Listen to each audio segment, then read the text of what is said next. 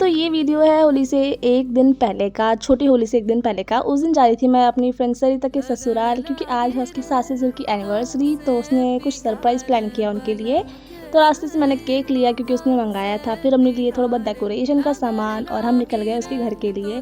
तो रास्ते में यहाँ पे तैयारी हो रही थी होलिका दहन की, फिर हम यहाँ पे लेने लग गए अपने लिए कुछ खाने के लिए, क्योंकि हम भूखे हैं जन्मों के।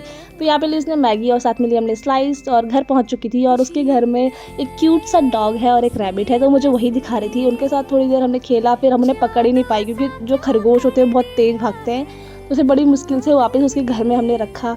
फिर हमने ये डेकोरेशन करी, जो सिंपल सी डेकोरेशन आपको दिख रही है उसे करने में हमें लग गया था 1 घंटा। फिर आ गए थे अंकल आंटी, उन्हें दिया हमने सरप्राइज़, फिर यहाँ पे किया हमने केक कटिंग। देन उसके बाद आ गए थे नीचे, यहाँ पे पी मैंने वो स्लाइस जो कि हम लेके आए थे। देन उसके बाद उसने बोला कि चल मैगी बनाते, तो हमने खाई यहाँ पे मैगी, फिर उसने बोला कि चल केक खाते हैं।